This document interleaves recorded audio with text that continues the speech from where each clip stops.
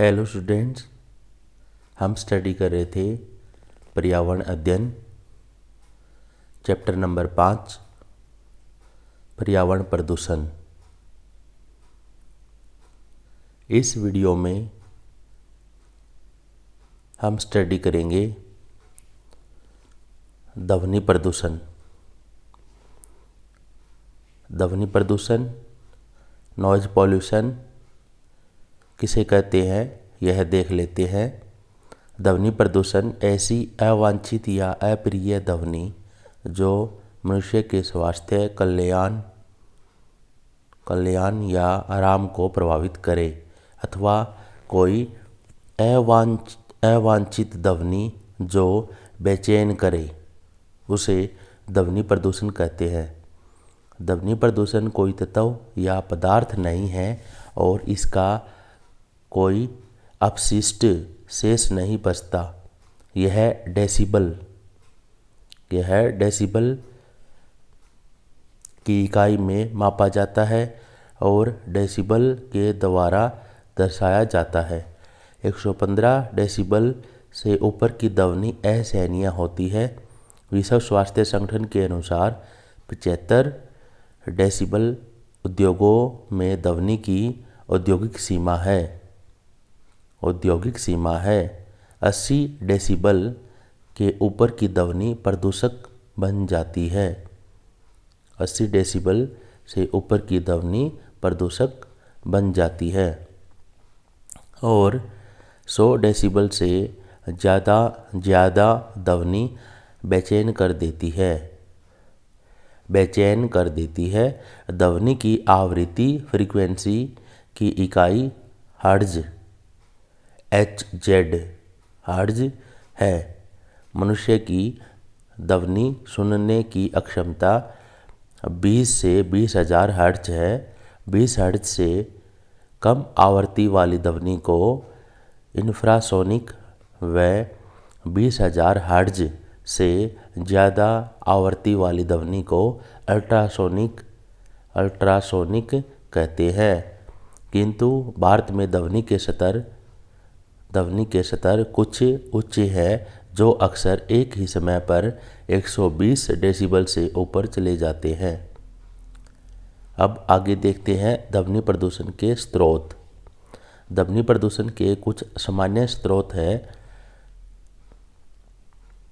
सबसे पहले है घरेलू साधन, गैजेट जैसे food mixture, grinder, vacuum cleaner, washing machine और ड्रायर, एयर कंडीशनर बहुत शोर करने वाले और स्वास्थ्य के लिए हानिकारक हो सकते हैं। अन्य साधनों में शामिल है ध्वनि प्रणाली के लाउडस्पीकर और टीवी, आईपैड और ईयरफोन। नंबर 2, सामाजिक घटनाएं देख लेते हैं। पूजा के स्थान, डिस्को, पार्टी और अन्य सामाजिक कार्यक्रम। भीड़ स्थान पर रहने वाले लोगों के लिए बहुत ही ध्वनि उत्पन्न करते हैं।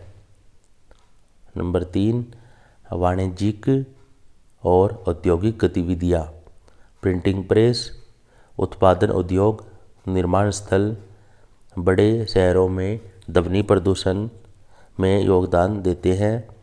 कई कारखानों में यह आवश्यक है कि लोग हमेशा भारी शोर को कम करने के लिए ईयर प्लग पहने।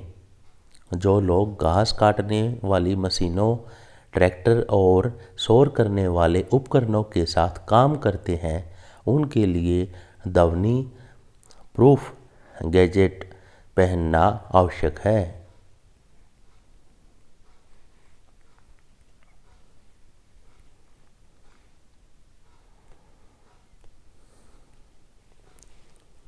नंबर 4, यातायात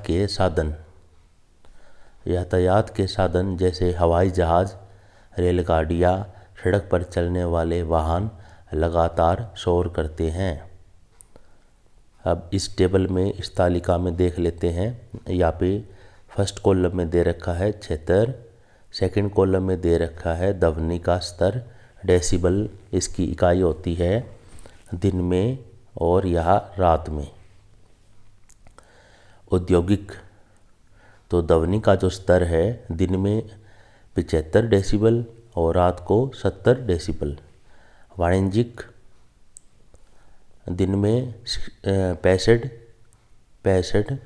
डेसिबल 65 और रात को 55 डेसिबल। आवासीय,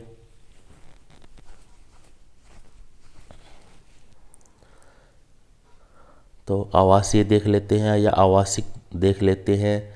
ध्वनि स्तर दिन में कितना होना चाहिए? 55 डेसिबल और रात को 45 डेसिबल, 45 डेसिबल। और शांत क्षेत्र में ध्वनि स्तर होना चाहिए 50 डेसिबल दिन में और रात को 40 डेसिबल। उसके बाद है हमारे पास नेक्स्ट है ध्वनि प्रदूषण के प्रभाव। सामान्य रूप से समस्याएं ध्वनि प्रदूषण के कारण होती है, जिनमें शामिल है तनाव संबंधी बीमारी, बोलने में रुकावट, सुनाई कम देना और सोने से परेशानी। मुख्य समस्याएं निम्न है। सबसे पहले श्रवण शक्ति पर प्रभाव। ध्वनि के उच्च स्तर 100 डेसिबल पर लगातार रहने से व्यक्ति की सुनने की क्षमता प्रभावित हो सकती है। अचानक उत्पन्न तीव्र ध्वनि कान के पर्दे को नष्ट कर सकती है, जिससे स्थायी रूप से श्रवण हानि हो सकती है। नंबर 2, सामान्य स्वास्थ्य पर प्रभाव। ध्वनि के स्वास्थ्य पर प्रभावों में शामिल है चिंता और तनाव और अधिकतर मामलों में भयभीत करना। शारीरिक आविर्भाव है सिर दर्द, चिड़चिड़ापन और घबराहट, थकान का अनुभव और कार्य कुशलता में कमी। ध्वनि लीवर, दिमाग और हृदय को नुकसान का कारण बनती है। नंबर 3, वार्तालाप में विघ्न। उच्च ध्वनि वाली जगह आपस में बातचीत संभव नहीं हो सकती, क्योंकि तेज ध्वनि सुनने की अक्षमता को कम कर देती है। नंबर 4, भावनात्मक और व्यवहारिक प्रभाव। ध्वनि भावनात्मक और व्यवहारिक तनाव को बढ़ावा देती है। और सबसे लास्ट में है ध्वनि प्रदूषण की रोकथाम। ध्वनि प्रदूषण को कैसे नियंत्रित करें? सबसे पहले है शोर उत्पन्न करने वाले उद्योग, रेलवे स्टेशन, हवाई अड्डे आदि आवासीय क्षेत्रों से दूरी पर स्थित होने चाहिए। नंबर 2, हमें संगीत उपकरणों जैसे स्टीरियो, टेलीविज़न इत्यादि धीमे स्वर पर सुनने चाहिए।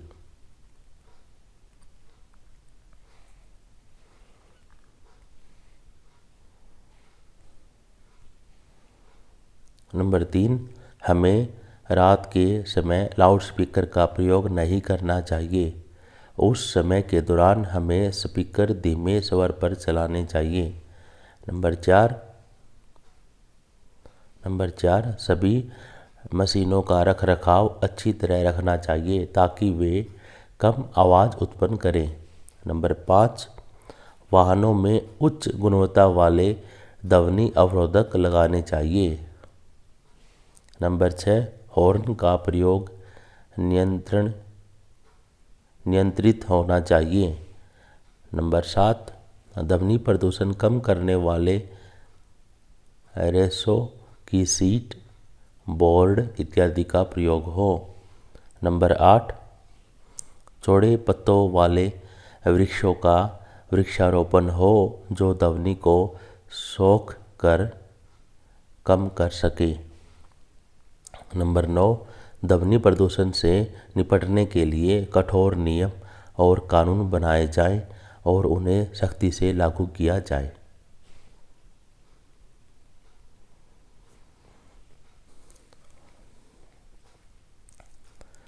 तो स्टूडेंट्स, मेरी इस वीडियो को अधिक से अधिक लाइक करें, शेयर करें और मेरे चैनल को सब्सक्राइब करें, ताकि जो भी वीडियो मैं डालता हूँ मेरे चैनल पे तो सबसे पहले आपको उसका नोटिफिकेशन मिले। तो नोटिफिकेशन सबसे पहले प्राप्त करने के लिए आप बेल आइकन को प्रेस कर सकते हैं, ताकि जैसे ही मैं वीडियो डालूं तो आप लोगों को YouTube के द्वारा मैसेज प्राप्त हो और आप समय पर वीडियो को देख पाए। तो इस वीडियो को अधिक से अधिक शेयर करें, लाइक करें, सब्सक्राइब करें।